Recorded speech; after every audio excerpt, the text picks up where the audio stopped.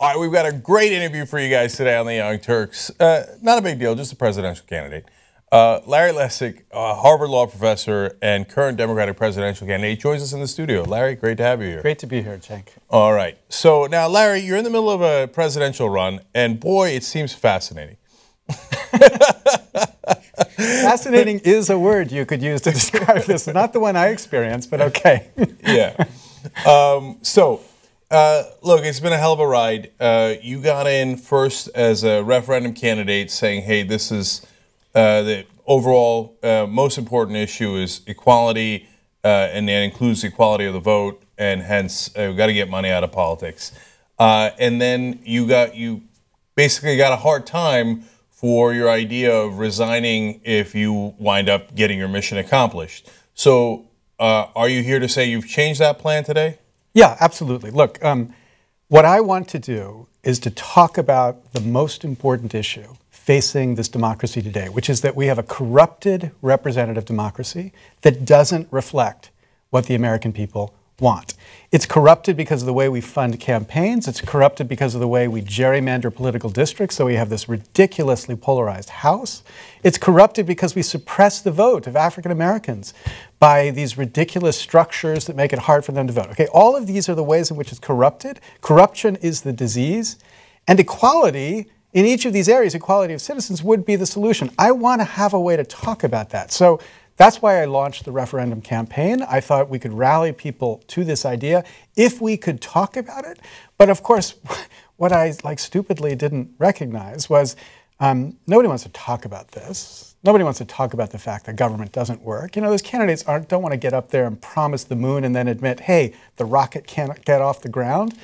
So rather than talk about that, they want to talk about, well, what do you mean you want to resign? So every time I'd get on television and have, 5 minutes to talk about this idea, 4 of those or 3 of those minutes were like, well, you're going to resign. What do you mean you're going to resign? And I'm like, oh, I'm going to resign after we pass the most important democracy legislation in 50 years. Yeah, then I'm going to resign because that's what I'm here for. But nobody could hear the first part, the only important part. So it was like, fine, you win. Democratic Party won't take me seriously because I've said I'm going to resign. I will not resign. I give up that promise, and now let's talk seriously about this issue. You know, it's kind of funny when you step back for a second. They're like, damn it, we're going to make you a politician. That's right. I know you came in as a non-politician and all you cared was, hey, can we fix our democracy? They're like, no. Okay, you must stay in power. Okay. That's right.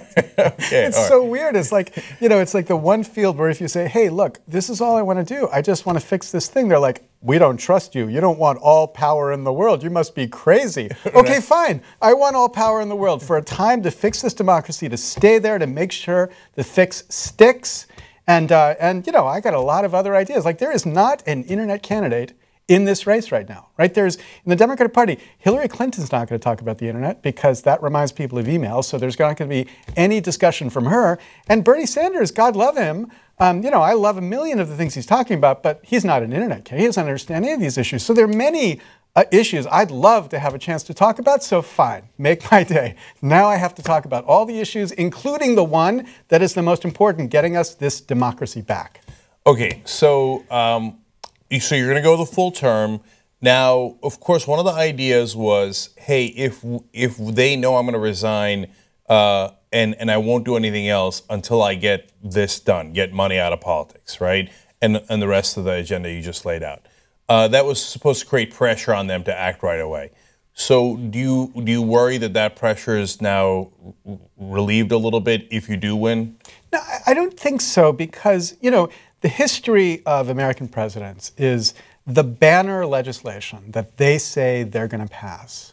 Congress basically gives that president, whether it's, Obama got the biggest stimulus package since the New Deal within 3 weeks of getting elected, being inaugurated.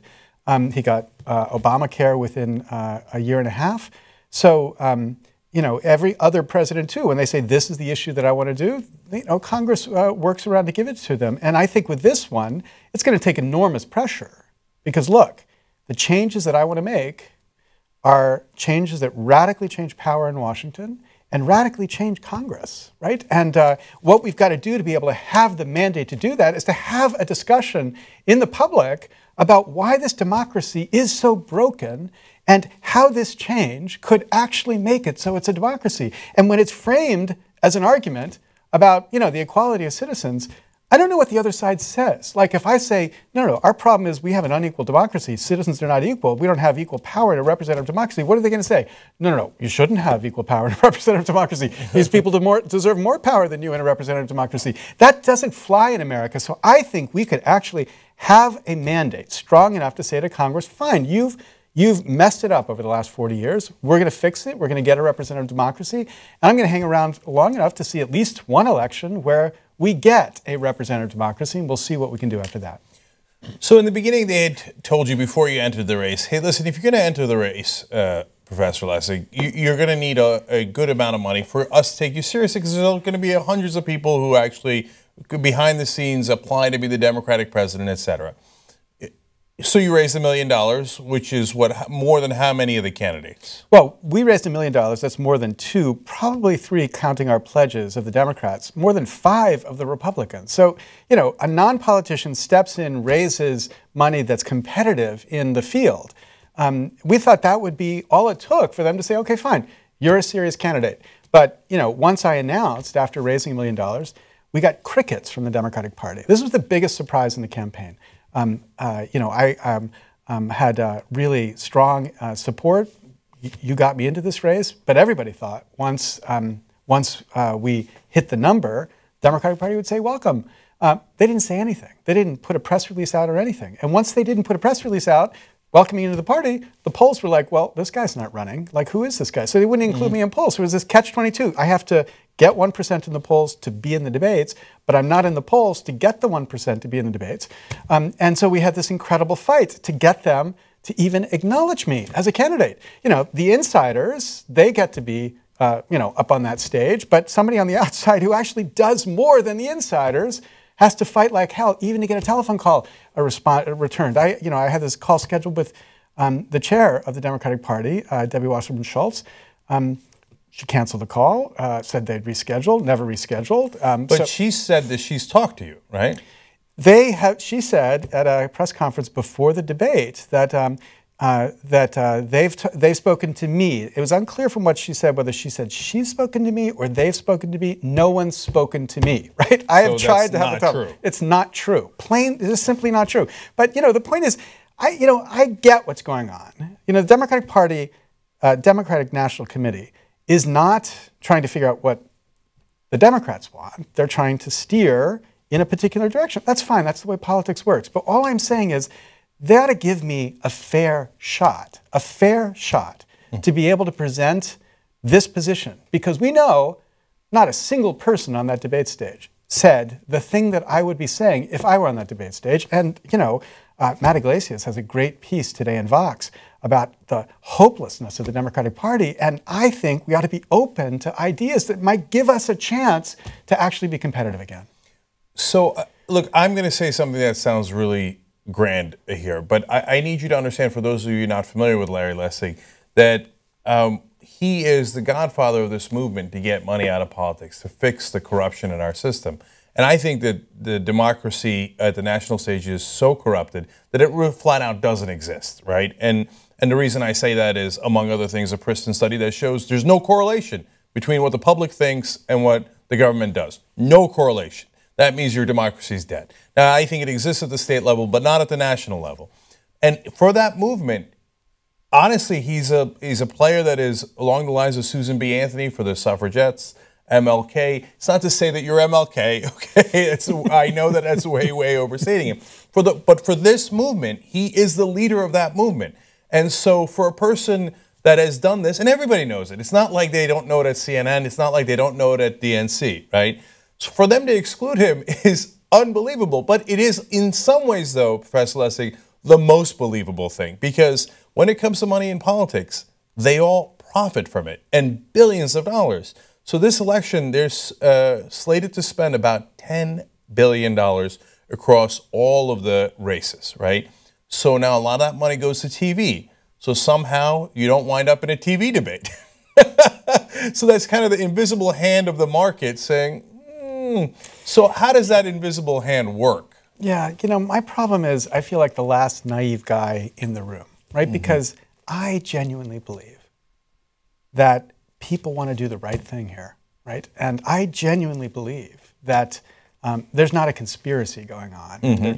So I got into this believing that if we could rally people, we would be allowed to at least make a case.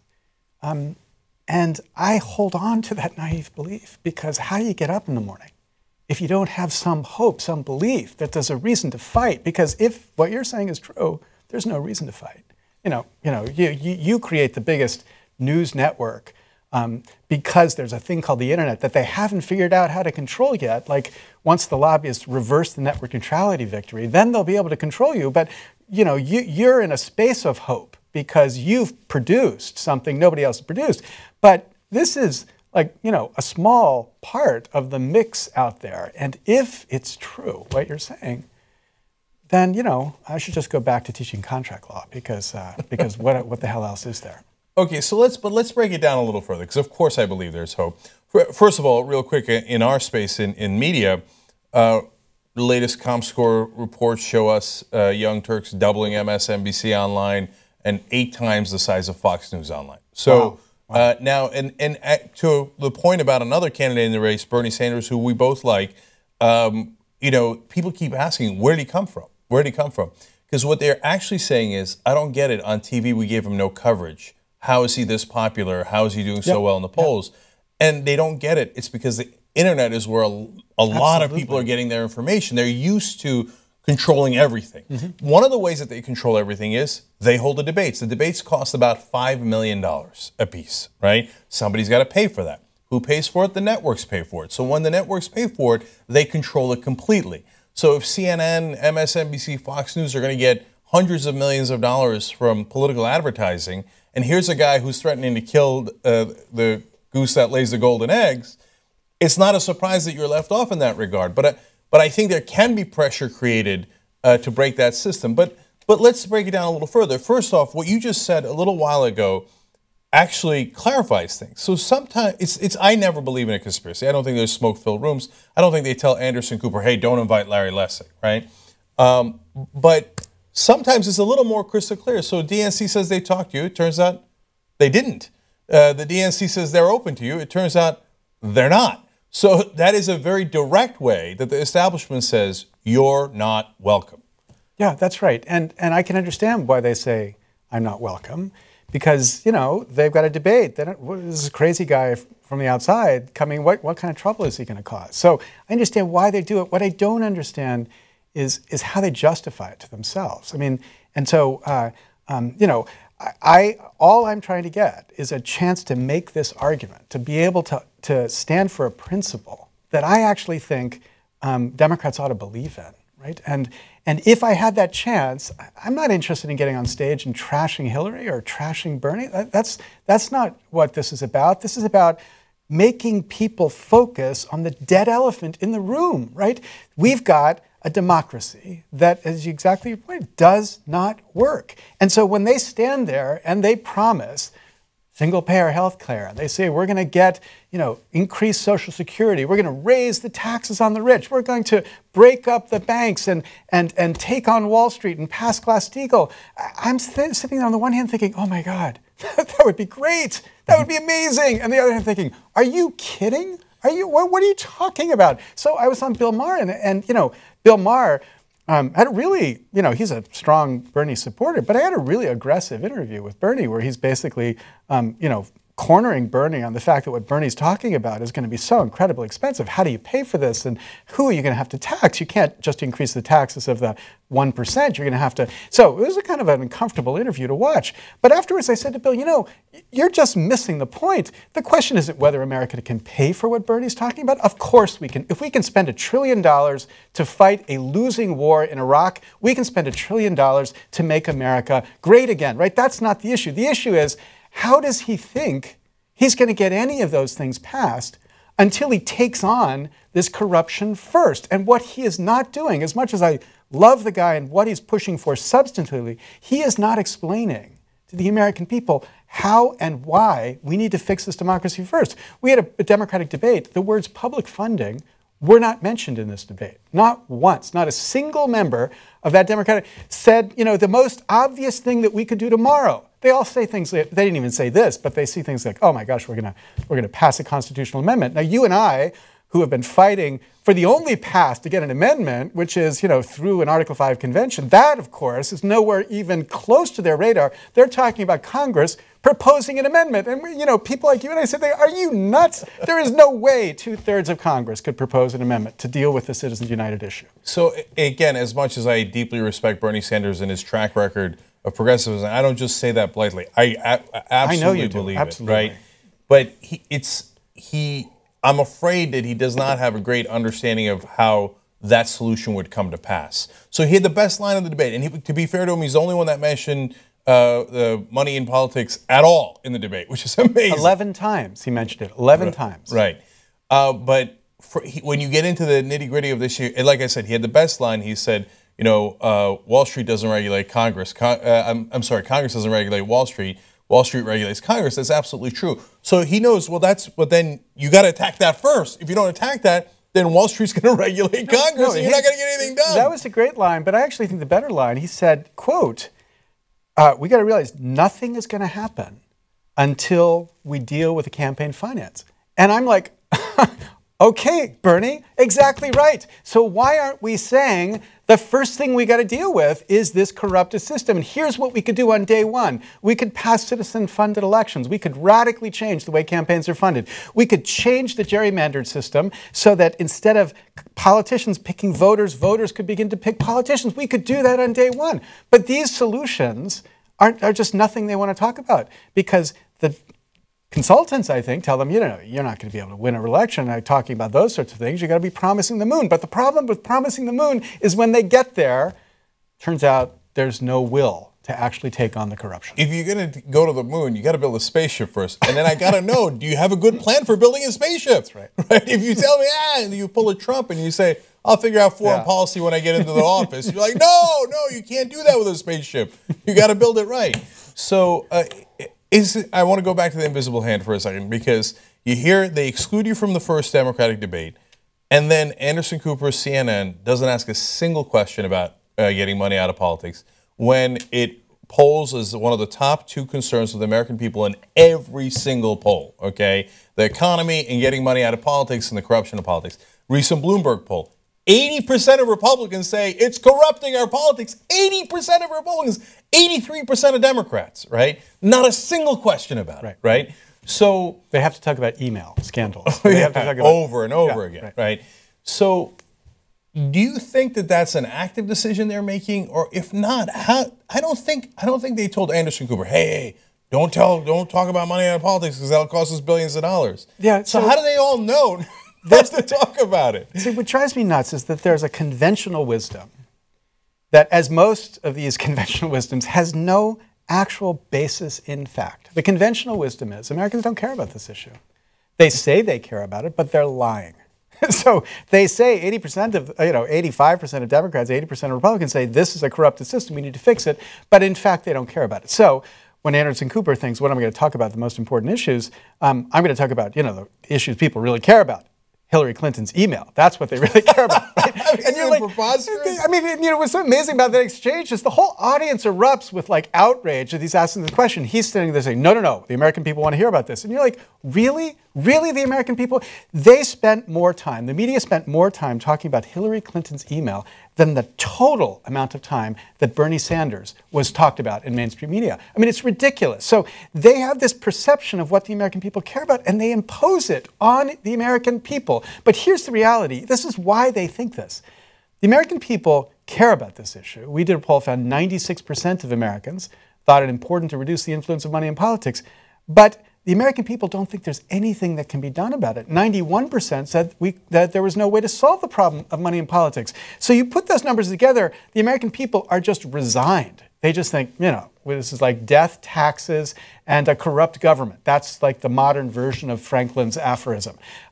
But if you give them an actual picture of what they could do, I know this will break out an extraordinary amount of energy to try to reform that, which is why it is so important for those candidates to begin to explain to the American people, there is something we can do on day one. Not, we're going to sit around waiting for a Supreme Court justice to die so we can appoint a new Supreme Court justice, or, yeah, I'm going to get Congress to pass an amendment, send an amendment out to the states to ratify amendment. Not these completely useless strategies for dealing with this on day one, but things they could do on day one. Things that, they've begun to talk about, which is change the way elections are funded, and things that not a single one of them is talking about, which is changing the way Congress gets constituted so it's not this polarized, dysfunctional institution that it is right now. Look, I don't talk about gerrymandering much, and I think getting money out of politics in other ways, public financing, in my view, corporate personhood's an issue. Corporations having human rights is, I find, preposterous. But if we did talk about gerrymandering, that is a debate you would win with maybe 99% of the American people. Right? How can they possibly argue, yeah, the politicians should pick their voters. Right, but we should make up these districts that look like this, so I win all the time. Exactly. It is an unwinnable argument. Yeah, and what's so striking is it's unwinnable, and yet 90% of Americans don't realize Congress could fix it tomorrow. 90% of Americans think, to the extent they think at all about it, well, this is something that's done in the states, it happens every 10 years, you've got to take over the state legislatures.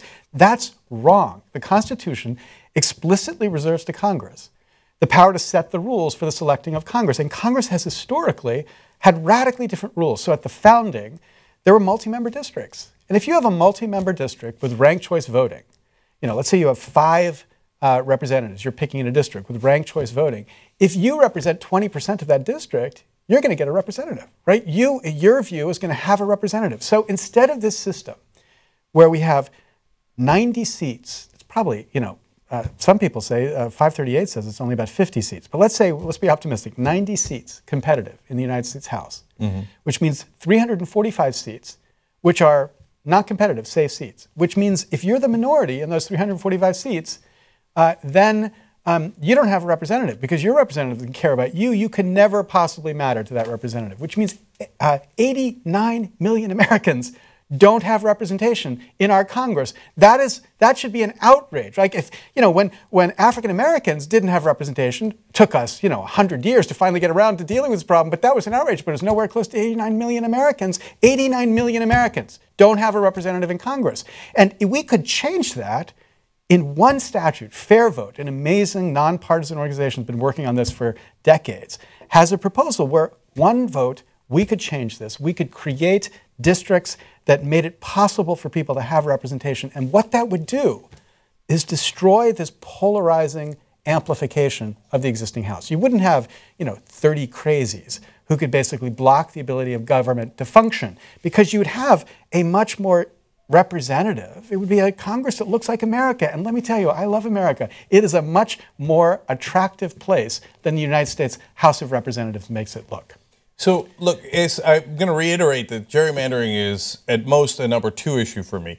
But if you were to come in and you were to win and you were to just change the gerrymandering, that alone would be the most historic presidency. Because I need people to understand this. It isn't about the person, right? It's if you can get institutional change, that's so much more important than winning on any single policy, because the institutional change affects all policies. Yeah. So when President Obama says, oh, Obamacare, I did historic this and I did historic financial reform, please, on the historic financial reform. But okay, but no, if you had changed the placards, remember the placards changed? If you had changed the system, then you could have won on so many fronts. On gerrymandering alone, if you can get that done, it would be actually historic. It would be a game changer. Yeah. And what's so puzzling to me is, when I got into this, there was a time I was trying to push that slogan, first a principle, then a precedent, because I wanted people to recognize I'm just fighting for a principle that makes all this other stuff possible. And people come back with, oh, Jesus, you're just a one-issue candidate. And I'm like, when did democracy become a single issue? And the other part about that is, 50 years ago, when the civil rights movement focused on the need to get voting rights reform, because what they realized is they needed to have the vote if they were going to have a chance to do anything else. There weren't people who said, whoa, we shouldn't be worrying about this single issue. We're going to be worrying about these other issues. And, if anybody said that, the obvious answer would be, we only get to have those other issues solved if we solve this issue first. So damn right we're going to fight for this issue first. We're going to fight for a democracy first. You know, when guys go off to war, women go off to war, and they fight for, quote, democracy, but do people say, what, are you just a single issue warrior, or you're fighting for just for democracy? No, I'm fighting for the most important thing that gives us a chance to solve our problems, because we don't have that right now. We don't have anything close to a representative democracy right now. Yeah, I hadn't thought of it that way, but that's a great point. You could apply it again to the suffragettes to say, hey, why do you guys care about this one single issue about, oh, you want to vote? Well, why don't you care about the environment?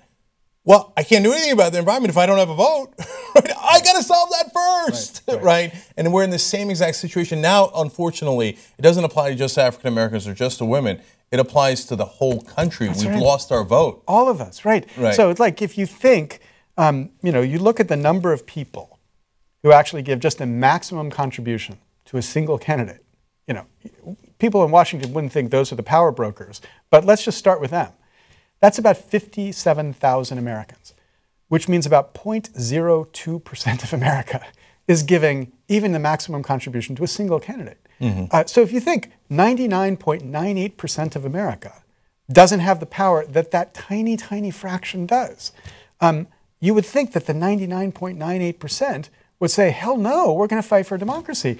And in fact, you remember exactly a year ago in Hong Kong, when they were bringing the government to a standstill, when the students went out and they were protesting because Hong Kong set up the system where 0.02%, literally 0.02%, 1,200 Hong Kong citizens had the power to pick the candidates that the rest of Hong Kong got to vote among.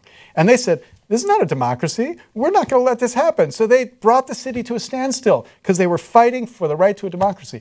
Well, what they were fighting against is exactly what we have. Because this 1,200, this 0.02% who get to pick the candidates, the guys who fund the campaigns, they pick the candidates that the rest of us get to vote among. The only way you get to be a credible member of candidate for Congress is if you can raise the money. So the Democratic Party tells you, can you guarantee $500,000? Then you're allowed to run for Congress. So the funders pick the candidates that the rest of us get to vote among. And okay, who are the funders? The funders are a completely unrepresentative slice of the tiniest fraction of the 1%.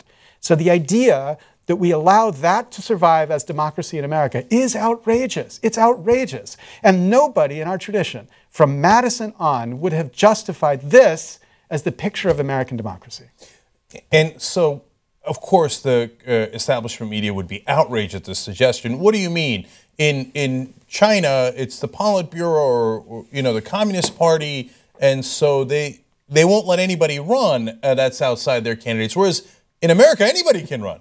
Now, you can run, but the DNC won't call you, will tell people not to have you in the polls or in the debates, and then the media organizations who get a tremendous amount of money from those groups will say you're excluded. So can you really run? And in fact, now that we're talking it through, you're almost a litmus test to whether we have a real democracy. Can anyone really run?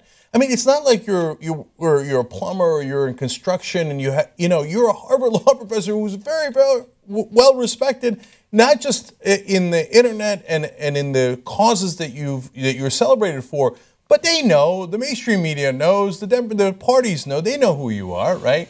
If they don't let you run by excluding you from polling and debate, etc., that means no, that's it, it's over. We're just like the Chinese communists. Our leaders pick who's allowed to run, and then we have a false choice between those that the establishment handpicked for us. Yeah, a mutual friend, Ryan Clayton, was trying to convince me that the way to frame this problem is to say, does anybody have a chance to run for office? And I said, Ryan, I don't think that's the way to think about it because most people don't think they should be able to run.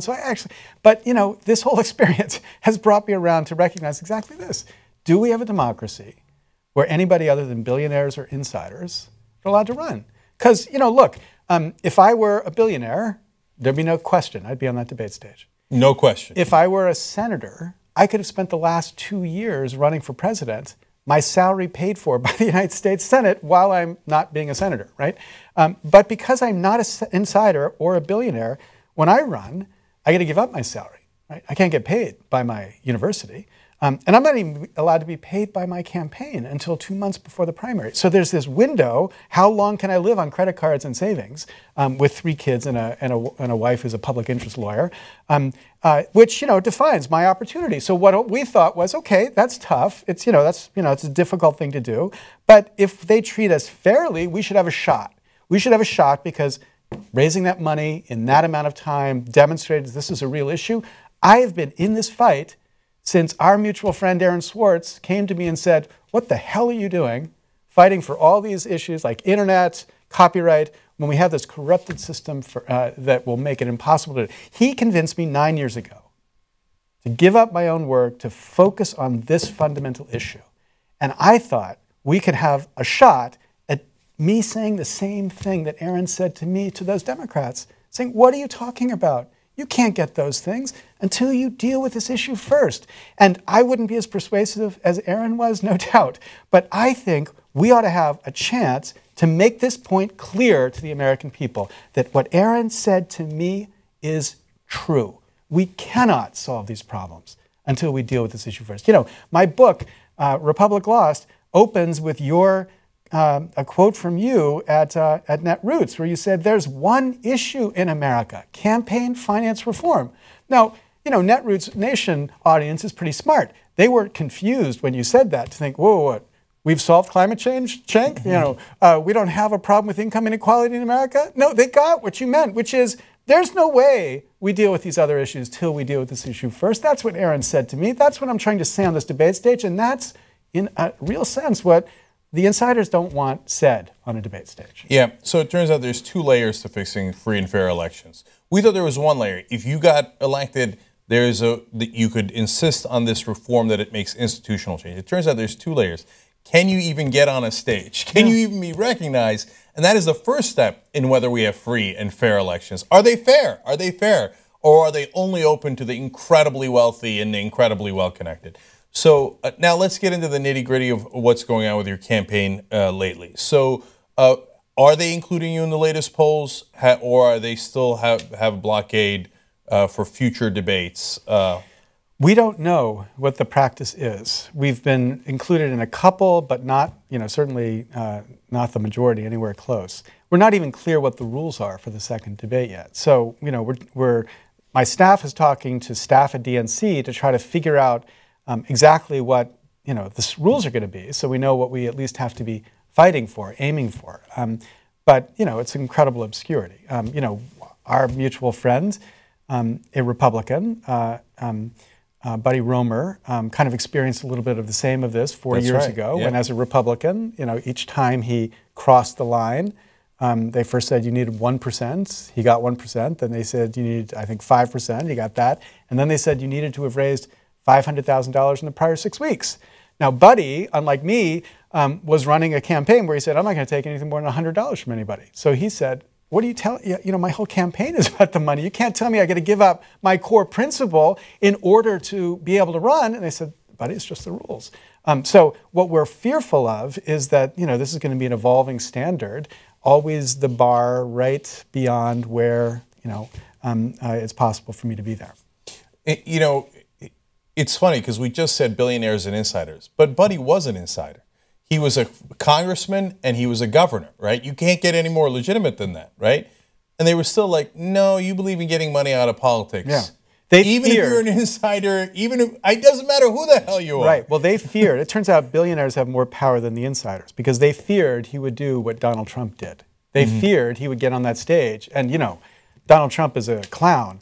Buddy Roemer is a serious political person who is the best debater I have ever seen. So he would get on that stage. He would rip those people apart because of the influence of money. The way Donald Trump did when he said, look, I own all of you guys. I own Hillary Clinton. She comes to my wedding because I give her money. He said what they didn't want Buddy Roemer to say. But what was so valuable about what he said, we could go on and we should go on about the million other things he said, which are horrible. But the valuable thing about what he said is he made it credible on the Republican side for people to begin to acknowledge the corruption that we know 80% of the Republican base already believes is there. That's right. And so I realized in the beginning, again, I was confused because DNC, in my opinion, is clearly working on behalf of Hillary Clinton. I mean, she is the establishment. They view her as the front runner. That's why they don't want to have too many debates. They can go cry me a river about what, no, that's categorically untrue. Sure. Okay. So then I figured, well, you're a progressive candidate. You know, they might think, hey, you might take votes away from Bernie Sanders. Maybe we should let this guy in. So I was a little puzzled as to why Hillary's camp wouldn't want you in. And then I realized, oh, if you're on the debate stage, who takes the most money in politics and who's going to get most embarrassed by the questions, the hard questions that you'd be asking? And the answer is clearly Hillary Clinton. So, I mean, I don't know to what degree you know or don't know, but how much is the DNC in bed with Hillary Clinton? I think the view is that, the people selecting the DNC were selected to guide this through to the place where she would be the nominee. And in a certain sense, I get that. She's paid her dues. She's suffered ridiculous attacks, partisan attacks. This Benghazi Commission right now is another example of the most ridiculous government money being spent for a political attack on her. There is nothing there to be attacking her about, but they go on and on. It's just like the Whitewater fight, all of that. I understand in some sense, in some deep justice sense, you'd say, okay, fine, she's entitled and we're going to let this happen. She's got the biggest war chest, the ability to pull together the money we'd need to defeat the Republicans. I get why they would do that. And in fact, when we first started talking about this, we had some calls with people inside the DNC who said, yeah, they should love you being up there because they'll think you'll just strengthen the opportunity for Hillary to be nominated. But I actually think, it's not just Hillary. Bernie has not said, Lessig got to be on that stage. Mm-hmm. A lot of people on Twitter are like, yeah, Bernie, you ought to be supporting the idea that Lessig should be on that stage, right? Because, in some sense, what I'm saying, of course, is the thing that's closest to Bernie. But what I'm saying is something that Bernie's not yet willing to say, which is, look, America, we don't have a democracy until we fix this corrupted system. And it's not just the money in politics. It's all the ways in which we don't have a representative democracy, and we've got to fight for that. He's not willing to talk about that. We've primed him. I pushed him. After I got into this race, Politico received a memo that I had written for Bernie. They received it from the Bernie campaign because I didn't give it to them. And in that memo, I had said, Bernie, we were talking about what the position should be that he takes on money in politics. And I said, this is the right amendment to be supporting, and this is the right small dollar public funding you ought to be supporting. But what you've got to do, more than any of that, is you've got to convince the American people they need to do this first. Because if you don't, then when you get to the general election, it's going to be trivial for the Republicans to say, what are you talking about? Changing, single-payer health care. What are you talking about? That's not possible. And everybody will realize it's not possible, not because we can't afford it, but because we don't have a democracy that would give us what the people actually want. So I said, you need to focus on making this the fundamental issue. And their answer was no, we're not going to do that. We're going to do, like every other political campaign, we're going to go out and promise the moon. And my own view is, look, I want the moon. I want to get to the moon. But I think there's something, it almost feels like a moral issue to me. If you continue this game, this charade of fantasy politics, you're responsible for the charade of fantasy politics. If you're not willing to stand up and say, look, America, we don't have a democracy and we got to fix this, then you are in part causing the fact we don't have a democracy and it's not going to get fixed. And one part of me is like, I love what you're saying. Another part of me is like, God damn it. How the hell is this? That yet again, we're having an election where we're pretending we have a democracy. How is that possible? After Obama, like these kids that are rallying to Bernie, maybe they weren't there 8 years ago when you and I were there watching this amazing man get elected. In 2007, 2008, up until April of 2008, he said again and again, if we don't take up the fight to change the way Washington works, then real change that will make a lasting difference in the lives of ordinary Americans, will keep getting blocked by the defenders of the status quo. That is a precise quote. That's what he said again and again and again. But what did he do when he got down there? Forgot that he needed to take up the fight. Didn't take up the fight. So do we have any change in the system? Zero. He didn't even try. He didn't even propose a bill. He didn't even talk about proposing a bill that would change the system. So my point is, there's a moral question here, a moral question. How do you run for president of the United States in 2016 and not make this the fundamental issue? How do you justify pretending that all we have to do is to elect another Superman, right? Because look, whether it's Superman or Superwoman, Washington is Krypton. And when Superman and Superwoman walks into Krypton, they lose their power. So I don't care whether this is the most powerful Superman in the world, Bernie, or Superwoman in the world, Hillary. I don't care what powers they seem to have when the American people listen to them and get all rallied up with it. When they get to Washington, they will have no power unless they rally America to the idea we have to fix this goddamn democracy first. The Black Lives Matter movement gets criticism from the Fox News and the right wing all the time for, hey, you should say all lives matter, right? Now, I don't want to get into that. That's they're trying to misdirect people. Yes. Okay. But in this case, I love the conversation we were having earlier about how women were fighting for their right to vote because that was the only issue for them. They couldn't participate in the process if they didn't win on this issue. Same for the civil rights movement, right? So in this case, all votes matter is the right slogan, right, in that sense, right? All of our votes have been taken away through gerrymandering, through money in politics, through this completely corrupted system. If we don't fix that first, we can't have it. I know we've said it many times, but you're right. I have a quote from President Obama in my pocket. I keep it with me all the time when he said, I don't want to just play the same old Washington game a little better. I want to change the way the game is played. Right. And then he got into Krypton. And, I mean, remember, Obama used to have the Superman, drawings of him and the outfit and everything. He got into Krypton, Washington, and didn't do one thing about the way the game is played. Right? Exactly right. So, okay, so we all know it. Okay, the final couple of things is about the campaign. But let's not drop the Black Lives Matter point for a minute. I think it's really important. The first campaign stop I had was in Ferguson. I spent 3 hours in a basement room with about 50 of the Ferguson activists, listening to them tell the story about what it's like to be, in that context in Ferguson as an African American. And what I think the meaning of Black Lives Matter is, people are focusing on the black part. The thing to focus on is the lives part. When you have a system of fundamental inequality, what that does is systematically disempower people. And in America, to be disempowered as a black person means it's not just that you're not getting roads built or that ambulances take longer to get to an emergency.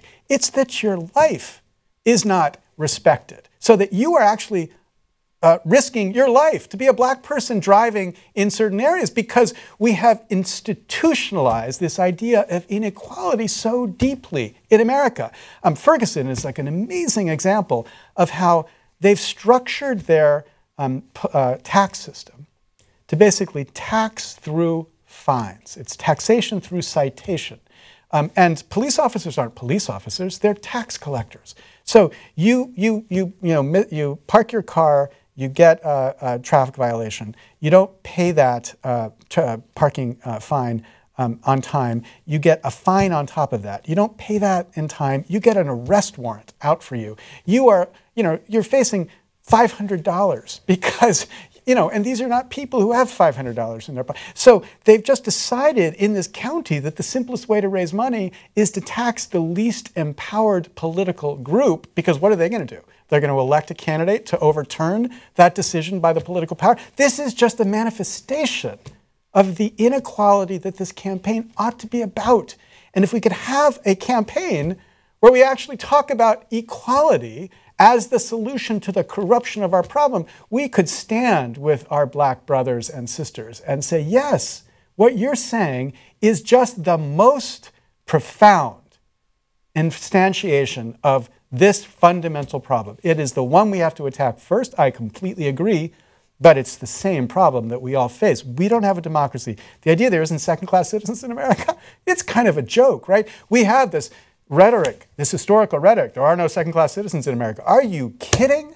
Are you kidding? It is defined as a system that creates second class. It's not. We have got business class and then we have second class. That's the rest of us. And until we find a way to rally people to fight that, we're not going to get anything.